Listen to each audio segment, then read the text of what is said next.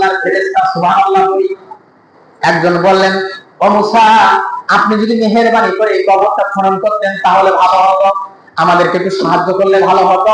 হযরত মুসা নবী নিজের হাত দিয়ে নিজের কবর খনন করতেছে, অথচ কি জানেন না যে তার মওত হবে? সুবহানাল্লাহ বলি। অথচ জানেন না যে আজকেই কবরে তাকে দাফন করানো হবে। মুসা নবী নিজ হাত দিয়ে কবর খনন করলেন। সুবহানাল্লাহ বলি। নিজ হাত দিয়ে কবর খনন করলেন, করার পরে বলতেছে, ও ভাই, কবর তো খনন করা হয়ে গেল, কবরটার মাপটা তো একটু সঠিক জানা হলো না, এই কবরটার মাপটা একটু সঠিক জানলে বলে ভালো হতো।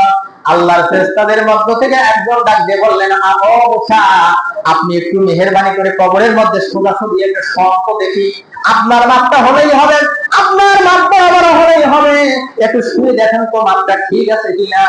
মুসা নবী কবরের মধ্যে শুয়ে পড়লেন। যখন কবরের মধ্যে শুয়েছে, আমার আল্লাহ মালাকুল মউতকে ওই সময় আজরাইলকে বললেন, আজরাইল রে, যাও যাও, আমার নবী মুসা কবরের মধ্যে শুয়ে পড়েছে, আমার নবী মুসাকে একটা আপেল দাও, মুখের মধ্যে একটা আপেল দিবা, আমার মুসা আপেল খাবে, ওই সময় মালাকুল মউত তুমি জানটা বের করে নিবা। সুবহানাল্লাহ বলি।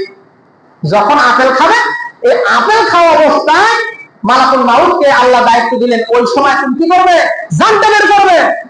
কিতাবের মধ্যে বর্ণিত হয়েছে, মুসা নবী আপেল যখন মুখে ঢুকালেন, খাবেন, কামড় মারবেন, এমন সময় মালাকুল মউত জানটা বের করে নিয়ে চলে গেল, অর্থাৎ জানটা বের করে নিয়ে নিলেন।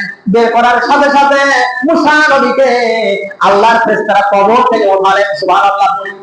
যে কবরে মারা গেল, ওই কবর থেকে মুসা নবীকে ওঠানো হলো। ওঠার পরে মুসা নবীকে কবর থেকে ওঠালেন। ওঠার পর মুসা নবীকে জান্নাতের পানি দিয়ে আমার আল্লাহ মুসা নবীর গোসল দিলেন। সুবহানাল্লাহ বলি।